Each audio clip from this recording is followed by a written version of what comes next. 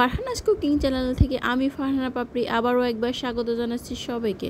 আজকে খুবই সাদামাটা একটি রেসিপি আপনাদের মাঝে শেয়ার করতে যাচ্ছি। অনেকে আছে এই পানি কচুটা এভাবে রান্না করে খান, আর অনেকে এই পানি কচু খেতে চায় না, ফেলে দেন ডাটাটা খেয়ে। তো তাদের জন্য একটু উপকার আসবে, সেজন্য এই রেসিপিটি আপনাদের মাঝে শেয়ার করলাম। প্রথমে যেটা করেছি, পানি কচু নিয়ে নিয়েছি বড়ো সাইজের একটা, এটা ডাটাটা আগেই খাওয়া হয়ে গিয়েছে।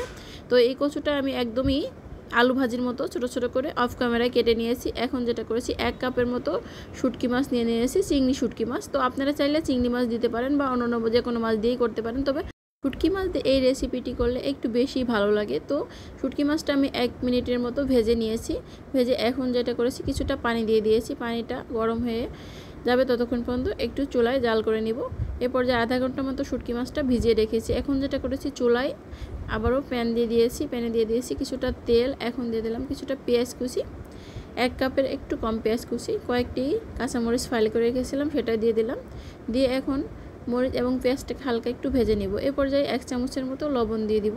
লবণটা সবসময়ের জন্য একটু আগে দিয়ে থাকি, লবণ দিলে দ্রুত পেঁয়াজ মরিচটা নরম হয়ে যায়, তাই একটু লবণটা আগে দিয়ে থাকি। তো এ পর্যায়ে আমি শুটকি মাছটা সুন্দর করে ধুয়ে রেখেছিলাম, সেটাই আমি দিয়ে দিলাম। আর শুটকি মাছটা অবশ্যই আধা ঘন্টার মতো ভিজিয়ে রাখলে একদমই টাটকা মাছের মতো লাগে। তো সেভাবে করে আমি আধা ঘন্টা আগে ভিজিয়ে রেখেছিলাম। তো এখন শুটকি মাছের সঙ্গে পেঁয়াজ মরিচটা একটু সুন্দর করে ভেজে নিব। শুটকি মাছটাও ভাজা হয়ে যাবে, পেঁয়াজ মরিচটা সুন্দর করে ভাজা হয়ে যাবে। তো এই পর্যায়ে দিয়ে দিব 1 চামচের মতো হলুদের গুঁড়া, এই তো দিয়ে দিলাম। এখন হাফ চামচের মতো গোটা জিরা দিয়ে দিব, জাস্ট এতটুকুই। এখন যেটা করব, আগেই কেটে রাখা পানি কচুটা দিয়ে দিব, এই তো দিয়ে দিলাম।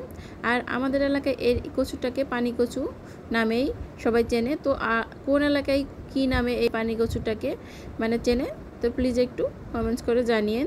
তো এই পর্যায়ে সুন্দর করে একটু সময় নিয়ে আস্তে আস্তে এভাবে করে ভেজে নিতে হবে, কোনো পানি দেওয়া যাবে না। আস্তে আস্তে করে মিডিয়াম আঁচে ভাজতে ভাজতে এক পর্যায়ে একদমই নরম হয়ে যাবে, রান্নাটা হয়ে যাবে। তো এভাবে করে মিডিয়াম আঁচে আস্তে আস্তে করে নেড়ে দিব, আর একটু সময় নিয়ে রান্নাটা করব। তো সবসময়ের জন্য একদমই মাছ মাংস খেতে ইচ্ছা করে না, আর এইভাবে করে যদি একটু রান্না করা হয় বুঝতেই পারবেন না আসলে কি রান্না করছেন। মাশাআল্লাহ অনেক লোভনীয় হয়। তো এই পর্যায়ে আমি দিয়ে দিব বোম্বাই মরিচ, বরিশালের বিখ্যাত বোম্বাই মরিচ, অর্ধেকটা পরিমাণ বোম্বাই মরিচ এইভাবে কেচে সাহায্যে আমি কেটে কেটে দিয়ে দিব। আর এটা দিলে একটু বেশি ভালো হয়, কারণ অন্যরকম একটা ঘ্রাণ আসে, খেতে খুবই অসাধারণ হয়। তো অবশ্যই যদি হাতের কাছে বোম্বাই মরিচ থাকে, তো এভাবে করে রান্না করার সময় অবশ্যই একটু বোম্বাই মরিচ দেওয়ার চেষ্টা করবেন, তাহলে মাশাআল্লাহ আরও বেশি টেস্টি হবে। এ পর্যায়ে একটা লেবু 3 ভাগের 1 ভাগ লেবু আমি একদম চিপে দিয়ে দেব।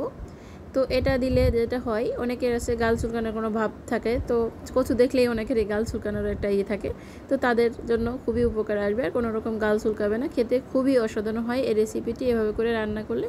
তো একবার হলো অন্তত ট্রাই করে দেখবেন, ভালো লাগবে। আর রেসিপিটি ভালো লাগলে লাইক কমেন্টস এবং শেয়ার করে দিয়ে অন্যকে দেখার সুযোগ করে দিবেন। আল্লাহ হাফেজ, সবাইকে অনেক অনেক ধন্যবাদ, ভালো থাকবেন সবাই।